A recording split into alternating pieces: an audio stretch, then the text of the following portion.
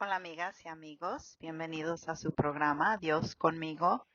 El día de hoy vamos a estudiar un pasaje de la Biblia que se encuentra en el libro de Apocalipsis, donde Juan habla de la cosecha de la tierra en la revelación que tuvo cuando estaba en la isla de Patmos. Empecemos con una oración. Señor, sabemos y reconocemos que estás aquí con nosotros. Abre nuestros corazones y mentes a tu palabra.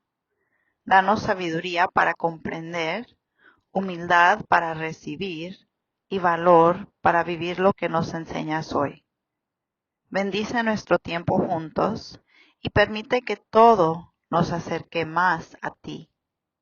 En el nombre de Cristo Jesús. Amén. Muy bien. Vamos a Apocalipsis, capítulo 14, versículos 14 a 20, y dice: Miré, y apareció una nube blanca, sobre la cual estaba sentado alguien, con aspecto de un hijo de hombre. En la cabeza tenía una corona de oro y en la mano una hoz afilada. Entonces salió del templo otro ángel y gritó al que estaba sentado en la nube: Mete la hoz y recoge la cosecha. Ya es tiempo de segar, pues la cosecha de la tierra está madura. Así que el que estaba sentado sobre la nube pasó la hoz y la tierra fue segada. Del templo que está en el cielo salió otro ángel que también llevaba una hoz afilada. Del altar salió otro ángel que tenía autoridad sobre el fuego y gritó al que llevaba la hoz afilada: Mete tu hoz y corta los racimos del viñedo de la tierra, porque sus uvas ya están maduras. El ángel pasó la hoz sobre la tierra, recogió las uvas y las echó en el gran lagar de la ira de Dios. Las uvas fueron exprimidas fuera de la ciudad, y del lagar salió sangre, la cual llegó hasta los frenos de los caballos en una extensión de 1600 estadios.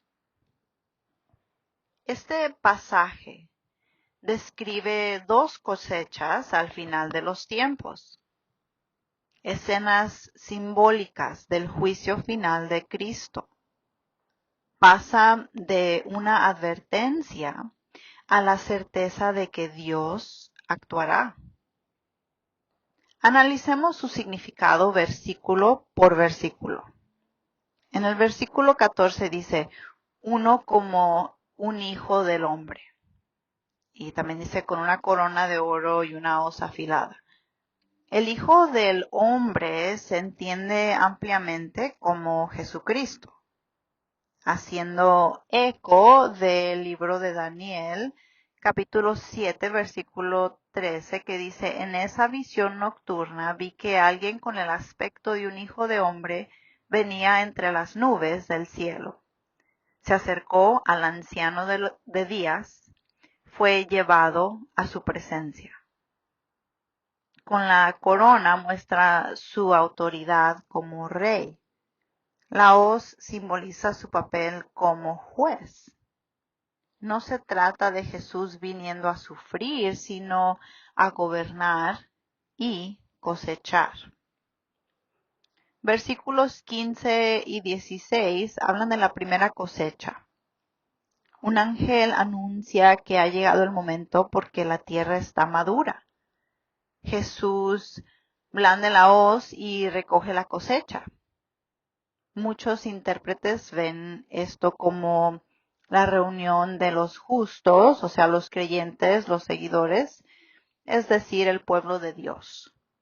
O una imagen general del juicio final que muestra el control de Cristo.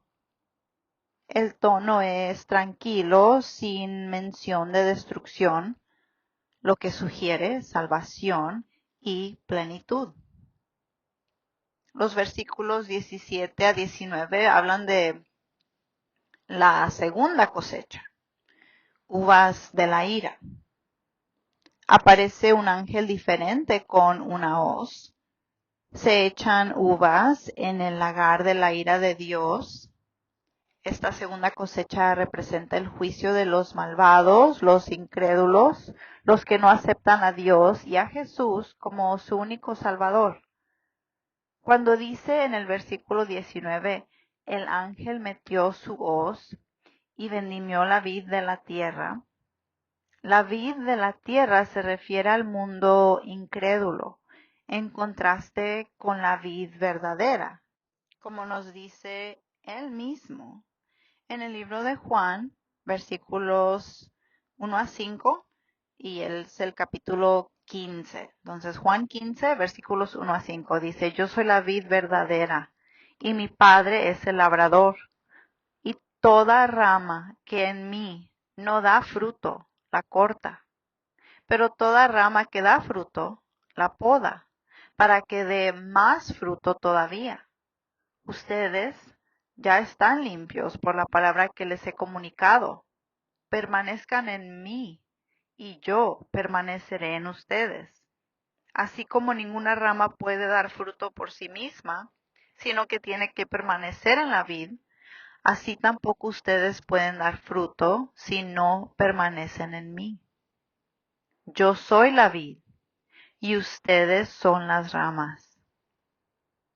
El que permanece en mí, como yo en él, dará mucho fruto. Separados de mí no pueden ustedes hacer nada.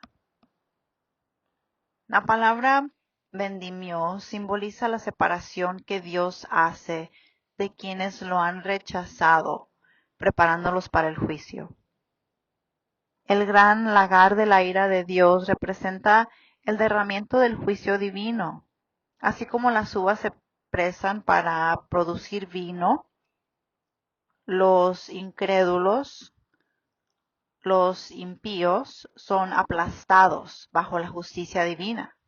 Similarmente, en el libro de Isaías, capítulo 63, versículos 1 a 6, dice, ¿quién es este que viene de Edom, desde Bosra, con ropas teñidas de rojo? ¿Quién es este de espléndido ropaje, que avanza con fuerza arrolladora? Soy yo, el que habla con justicia, el que tiene poder para salvar. ¿Por qué están rojos tus vestidos, como los del que pisa las uvas en el lagar? He pisado el lagar yo solo, ninguno de los pueblos estuvo conmigo. Los he pisoteado en mi enojo, los he aplastado en mi ira. Su sangre salpicó mis vestidos y me manché toda la ropa. Ya tengo planeado el día de la venganza. El año de mi redención ha llegado. Miré, pero no hubo quien me ayudara. Me asombró que nadie me diera apoyo. Mi propio brazo me dio la victoria. Mi propia ira me sostuvo. En mi enojo pisoteé a los pueblos y los embriagué con la copa de mi ira. Hice correr su sangre sobre la tierra. Y esta es una imagen similar de Dios, pisando el lagar en su ira contra las naciones. También en el libro de Joel 3, versículo 13 dice, echen mano a la hoz, que la mies está madura. Vengan a pisar las uvas, que está lleno el lagar. Sus lagares se desbordan, tan grande es su maldad. Donde Dios pisotea a las naciones que se resisten. Aquí están hablando de esto. El versículo 20 habla dice, el lagar fue pisado fuera de la ciudad.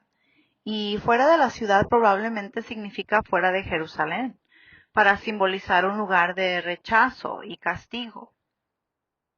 Comparen esto con la crucifixión de Jesús fuera de la ciudad, como nos dice en Hebreos 13, versículo 12. Dice, por eso también Jesús, para santificar al pueblo mediante su propia sangre, sufrió fuera de la puerta de la ciudad. La sangre que fluye del lagar representa una destrucción masiva, una metáfora de la severidad del juicio final. La frase hasta los frenos de los caballos, pues esto equivale a unos 1.2 a 1.5 metros de profundidad, lo que muestra la magnitud abrumadora. Cuando dice por la extensión de 1,600 estadios, esto es aproximadamente de 290 a 320 kilómetros, aproximadamente la longitud de la tierra de Israel, simbolizando un juicio total y absoluto sobre toda la tierra. Recuerden, Cristo es soberano. Él no es pasivo. Él decide el momento del juicio final. Hay dos destinos. Existe una clara separación entre quienes pertenecen a Dios y quienes lo rechazan. El juicio es seguro, pero no impulsivo. Dios espera hasta que el mundo esté maduro, lo que significa que Él es paciente, pero la justicia llegará. Hay esperanza para los creyentes, para nosotros, porque para el pueblo de Dios el juicio significa liberación, no temor. Ahora analicemos los significados simbólicos de cada cosa. La hoz es un instrumento de juicio de Dios. La vid de la tierra es el mundo impío. El lagar es el aplastamiento de la ira divina. Sangre hasta las bridas de los caballos es la inmensidad e intensidad del juicio. 1,600 estadios es la completitud o totalidad. Piensen en números, 4 por 4 por 10 por 10. Eso es igual a 1,600 y es un símbolo de alcance mundial. Estos versículos nos muestran que la paciencia de Dios se agotará y su justicia llegará. Nos asegura que el mal no quedará impune. Cristo es el juez. Él es justo y Él separa el mal del bien. Él separa a su pueblo, hace distinción. También prefigura la batalla de Armagedón. En Apocalipsis 19, versículo 15 dice, de su boca sale una espada afilada, con la que herirá a las naciones. Las gobernará con cetro de hierro. Él mismo exprime uvas en el lagar para sacar el vino del furor del castigo que viene de Dios Todopoderoso, donde Cristo pisa el lagar del furor de la ira de Dios. Recuerden, para los creyentes, para nosotros, este pasaje es un recordatorio aleccionador de la gravedad del pecado y el rechazo a Dios, la urgencia del arrepentimiento y la fe, y finalmente de la victoria final y la justicia de Dios sobre el mal. Y nos debe dar mucha esperanza, debe de llenarnos de fe, y porque tú y yo somos el pueblo de Dios. El juicio significa liberación, ¿verdad? Significa que ya llegamos a su ciudad celestial. No debe de causar temor para nosotros. Apocalipsis 14 contrasta el destino de quienes siguen al Cordero y el de quienes siguen a la bestia.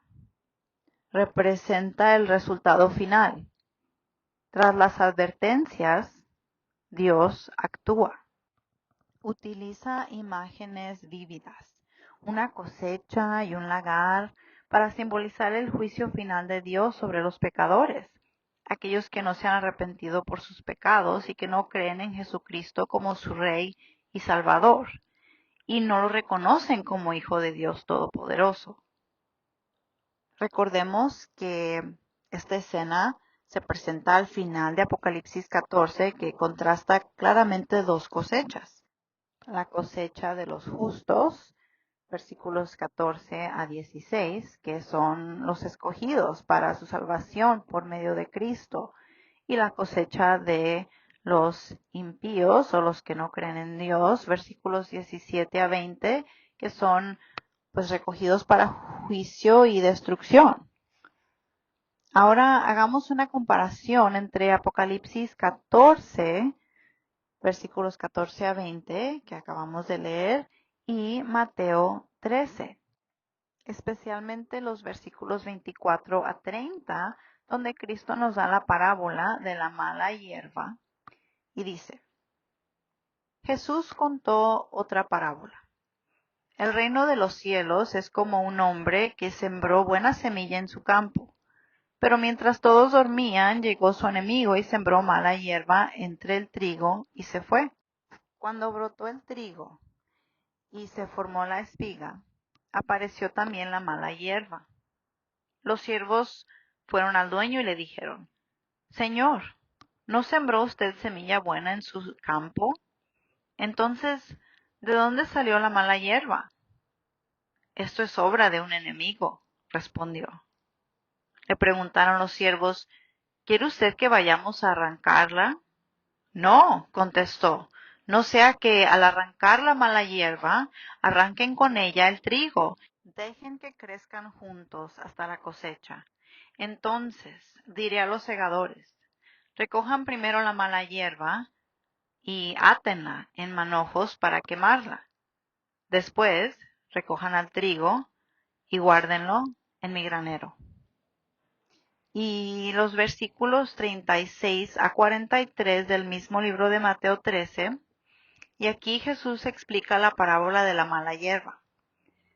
Dice: una vez que se despidió de la multitud, entró en la casa, se acercaron sus discípulos y le pidieron: explícanos la parábola de la mala hierba del campo.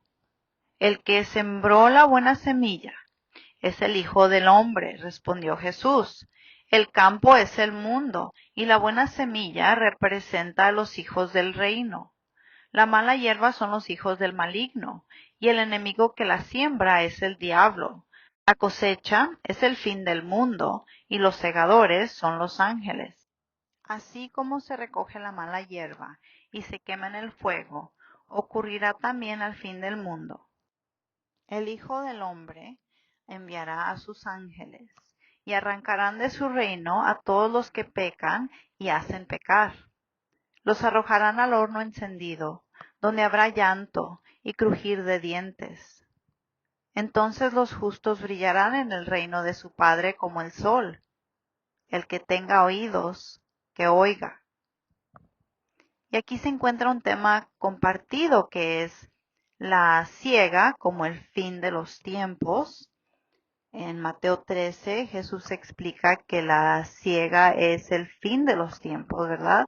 Y en Apocalipsis 14 muestra que la siega realmente ocurre al final. Ambos de esos pasajes enseñan que la historia avanza hacia un momento final, señalado por Dios. Y la separación de las personas, porque claramente en Mateo 13 el trigo, los justos, y la ciñaza, los malvados, crecen juntos y luego se separan. Apocalipsis 14, dos ciegas representan la separación final que se está llevando a cabo. El mensaje es que nadie está perdido entre la multitud. Dios establece una clara división. El juicio es y será llevado a cabo por autoridad divina. En Mateo 13 los segadores son ángeles enviados por el Hijo del Hombre. En Apocalipsis 14 los ángeles participan, pero el Hijo del Hombre mismo blande la hoz. Ambos afirman que Jesús es quien dirige el juicio final.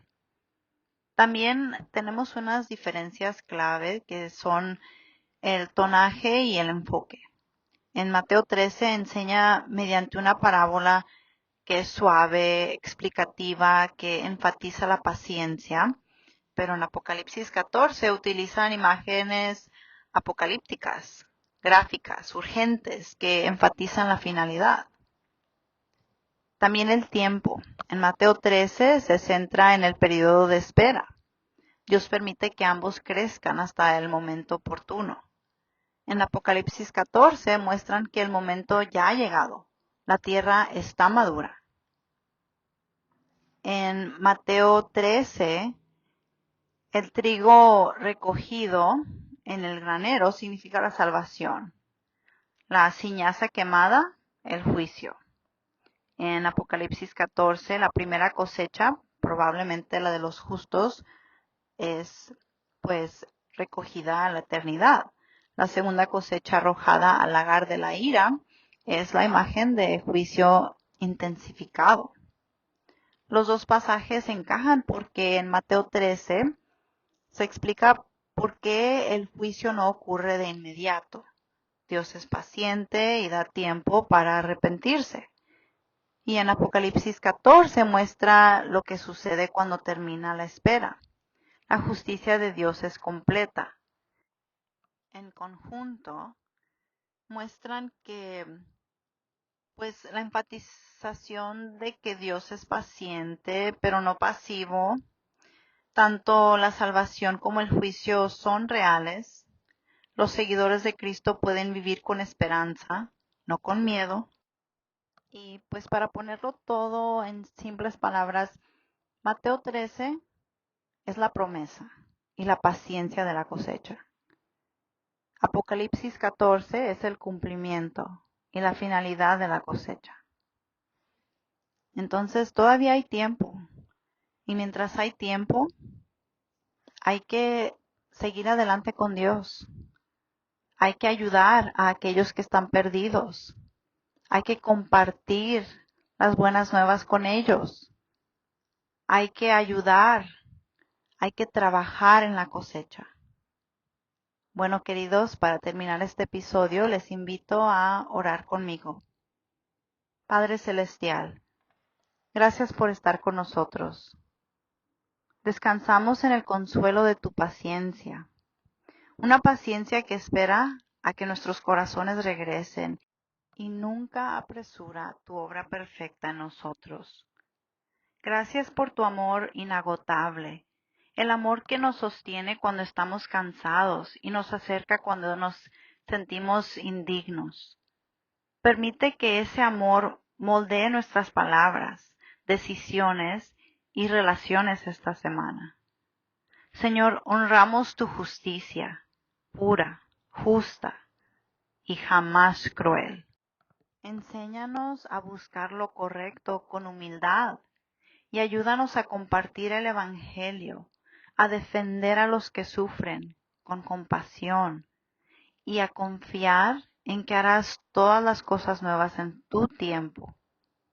Al transcurrir nuestro día, que tu paz guíe nuestros pasos, tu espíritu fortalezca nuestra fe y que tu presencia permanezca con nosotros para siempre. En el bello nombre de tu Hijo amado, Cristo Jesús. Amén.